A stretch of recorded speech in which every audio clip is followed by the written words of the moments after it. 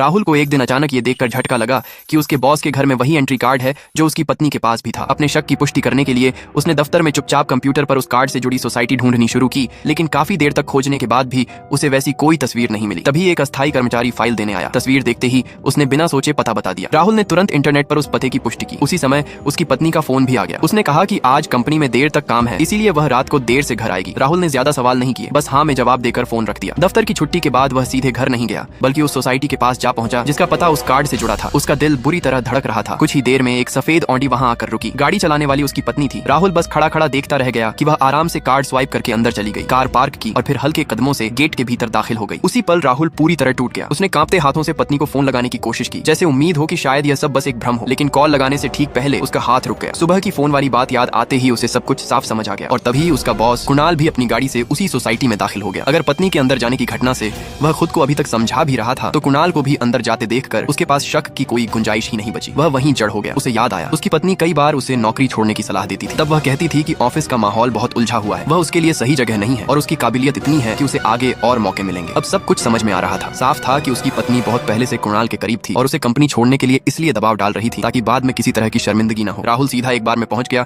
और शराब पीने लगा। एक के बाद एक गिलास खाली करता रहा, लेकिन दर्द कम होने के बजाय और गहरा होता गया। उसे पत्नी की वे बातें याद आने लगी जब वह बाहर से लौटती थी और अजीब सी गंध साथ लाती थी। फिर वे पुराने पल याद आए जब घर के एक कमरे में उसे एक ऊनी दस्ताना मिला था। पत्नी ने कहा था कि वह कहीं खो गया होगा। तब उसने ध्यान नहीं दिया था, लेकिन अब वह सब कुछ बहुत बेवकूफी भरा लग रहा था। असल में वह बहुत पहले से धोखा खा रहा था। फिर भी उसके मन में एक आखिरी उम्मीद बची हुई थी, शायद 5 साल के उनके बच्चे की वजह से। उसने फोन उठाया और पत्नी को कॉल कर दिया, लेकिन उसी वक्त उसकी पत्नी की आवाज में दूसरी तरफ किसी और की मौजूदगी भी साफ महसूस हो रही थी। वह झूठ बोल रही थी कि अभी उसका काम बाकी है। राहुल का दिल जैसे वहीं बैठ गया। फिर भी उसने उस रात कुछ नहीं कहा। उसने बात को वहीं दबा दिया। रात को पत्नी के देर से लौटने की खबर आई तो बीते हुए साल एकदम से यादों में उमड़ पड़े। कभी वे दोनों लोग सबकी नजरों में आदर्श जोड़ी थे। पत्नी घूमने फिरने की शौकीन थी, पूरे मन से प्लान बनाती थी और वह हमेशा काम के पीछे भागता रहता था। धीरे धीरे घर की जिम्मेदारियों, नौकरी की थकान और जिंदगी के दबाव ने उनके रिश्ते से सारी गर्मी निकाल दी। राहुल गुस्से में था, दुखी भी था, लेकिन मध्य आयु की इस थकाऊ जिंदगी में उस पर बच्चे की जिम्मेदारी और टूटी हुई शादी का बोझ इतना भारी हो गया था कि वह सांस तक ठीक से नहीं ले पा रहा था। पूरी रात वह सो नहीं सका। अगली सुबह बिना किसी मकसद के वह पुल पर जा पहुंचा। पुल उसकी उस हालत जैसा लग रहा था, एक सिरा उसके पुराने सच से जुड़ा था और दूसरा घने अंधेरे भविष्य की तरफ जा रहा था। वह पूरी तरह उलझ गया था। उसे नहीं पता था कि यह चुपचाप टूटता हुआ रिश्ता बस किस्मत की तरफ से आया पहला भारी इम्तिहान था। इधर कुणाल ने भी अपने करियर पर असर न पड़े इसलिए पत्नी से दूरी बना ली। जब उसे उसकी हालत का पता चला तो उसने आगे बढ़कर उसे संभालने की कोशिश तक नहीं की, बस अनजान बनकर औपचारिक सा पूछा, क्या हुआ? वह बोली, कुछ नहीं, बस काम की बातें चल रही थी। राहुल ने सोचा था कि शायद अब सब कुछ पहले जैसा हो जाएगा, लेकिन किस्मत ने उसके लिए कुछ और ही तय कर रखा था। एक दिन उसकी माँ के जन्मदिन पर पत्नी को फिर से वही पुराना फोन आया और फिर उसने पूरे परिवार के सामने ऐलान कर दिया कि वह राहुल से तलाक चाहती है। उसके बाद वह भागते हुए उस पुराने जाने पहचाने